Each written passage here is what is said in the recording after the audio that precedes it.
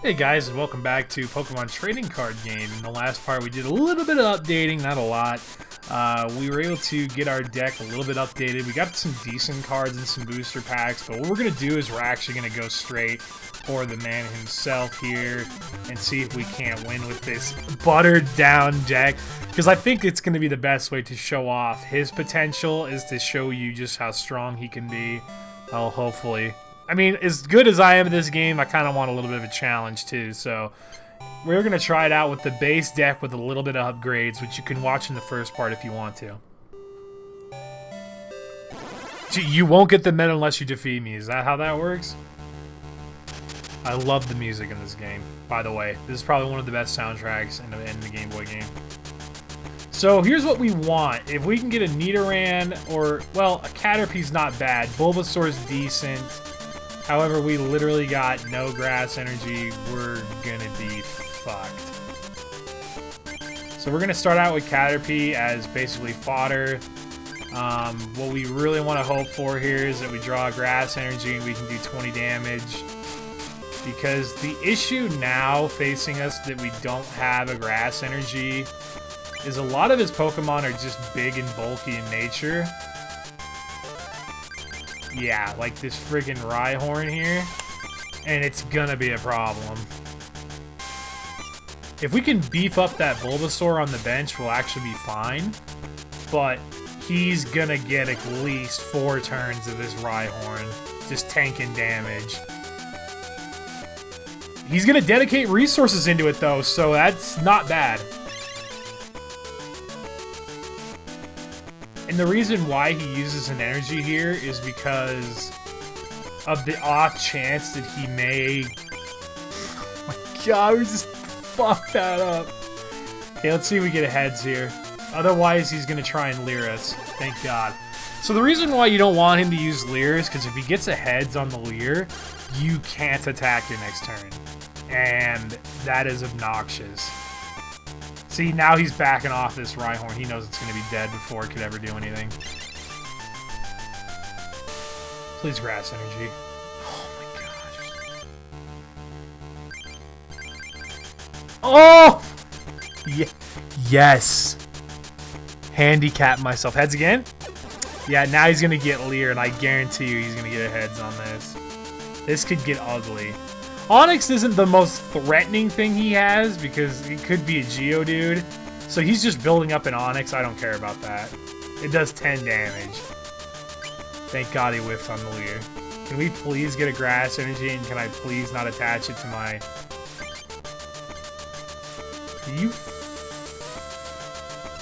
So here's what I'm going to do here.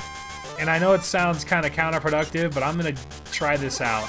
We're gonna let him throw out this Onix, and if there's something on his bench that's a little bit weaker, we're gonna Gust of Wind it so we actually get value out of that. Because I don't want to throw away a Gust of Wind. This could get ugly. He's getting a lot of turns here. Usually I've already killed him by now.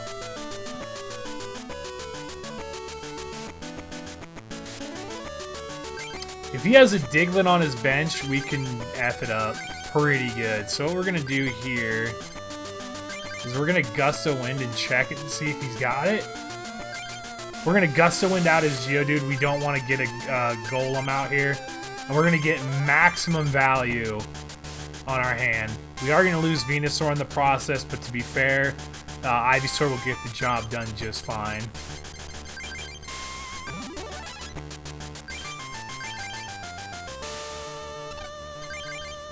So now we're going to do 30 damage to this Geodude, and if we paralyze him, he's dead next turn. Shit. So, Geodude in this scenario only has 2 things he can possibly do. He could retreat onto the bench if he attaches an energy to it, but it's a waste, yeah, and even he knows it. So now what we're going to do from this point is we're going to just bulk up Ivysaur. Ivysaur has the potential to wipe his entire team, and... at this point, that's all we can honestly ask for. Wrecked. That's good. We're getting a lot. Who? Well, of course now we get Bill. Who would have thought we'd get value out of a Caterpie? That's impressive. Usually you don't get a lot of value out of Caterpie. But for only doing 10 damage, he's putting in work. If I'm not mistaken, we're still not at a point where we can put in Ivysaur. I think he needs 3 minimum. Yeah. So what we're going to do is we're going to... We'll bill here just to see what we get. Metapod wouldn't be bad right here. Well, more energy is always good too. I wish we had a freaking Nidoran male. Nidorino will sweep his entire team. In fact, I think he's one of the only boss characters in the game that doesn't run a colorless Pokemon. Like, he doesn't have a wall in his deck. Like, his wall is Onix and Rhyhorn. Well, why would he do it on that? Good AI. Got him. He got me good. Except the problem is I really don't care about Caterpie at this point. In fact, we're getting him the F out of here. So 60 damage or 40 damage, and he still won't be dead. Yeah, let's just Poison Powder him. Just to mess with him a little bit. Because he's going to take poison damage. I wish poison damage was considered grass, so he took double damage, but we won't get that lucky. See, he's bulking up another Onix. Like, he's going to need something that hits really hard in order to kill this Ivysaur. Can we get a Nidoran male here? Or not. Nidoran female's a good, solid backup plan, because what we're going to get out of... Ooh, that's a lie. Bulbasaur is infinitely better. Bulbasaur's Leech Seed, because of the nature of this ground deck, the most damage you're going to be taking is somewhere between the range of 10 to 30. And then if he evolves, then you're looking at some big damage. Like, if he gets a Graveler, it's 40 minimum. And then I think Golem's 60 or 80. But if he uses his 80 move, which is Earthquake, I think it's a 60 actually. He'll do 10 damage to everything on his bench. So it's kind of a... It's an alright trade-off. That was a clutch potion there. Let's see if we can get heads on this Pokeball and fish out Nidoran male just for insurance. Of course not. I would normally go for the status ailment here just as a kind of a precautionary, but I have this weird inkling feeling that he may retreat this Onix onto the bench.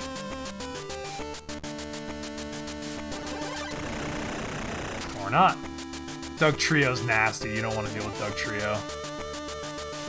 Dugtrio does a ton of damage for literally no cost. I think his level 3 is Slash, and it does 60 damage. I don't think it's Slash. It's something ridiculous. It's an incredible card. Usually whenever I run a ground deck in this game, it's based around the Diglett line, because they're so quick at dealing a ton of damage. Because you gotta think of it this way, Diglett only needs 2 energy to do 30 damage, and while I understand that 30 damage is kind of, you know, like, he's only got 30 health, that's the drawback. But the problem with that argument is that he's gonna kill 9, like, he's gonna need only 2 turns to wipe any basic Pokemon out. Like, even like a Chansey, he won't stop him. Like, you can't wall a Diglett off with Chansey. Or Kangaskhan. He'll kill them both in 2 turns. So it's a really good anti-wall card. And then Dugtrio for 60 health is worth his salt easy. Because you already have to have 3 energy attached to him in the first place. 2 energy to use your, I think it's just dig. I'm pretty positive that's what it is. So it's already worth it. Like, he pays for himself easy. That Vaporeon is just icing on the cake at this point. So his Rhyhorn can't even hit us. So now he's going to try and retreat it. Yep, he's dumping everything. And the reason why is because he needs to get that think he needs 3 energy, though. He's done. There's no way. Unless I get dicked here. Yeah, I didn't think so. If we get a grass energy, we're putting this away.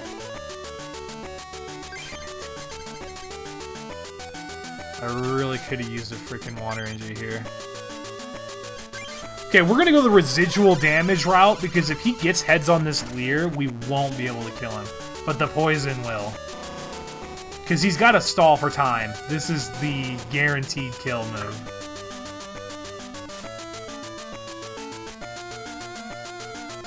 Yeah, he's got nothing. Unless he's got Switch. Because even this won't save him. Yeah, so that's why I went for the poison powder there. Because I may not be able to attack, but you want to know what can? Poison, baby! And of course we're going to get the... Plus power! Can't attack. Pass the turn, let the poison kill him. Let me go get something real quick. Give me just like 5 seconds.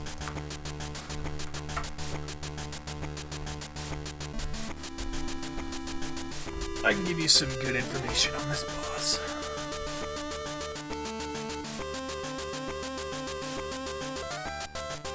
Okay, and we're back.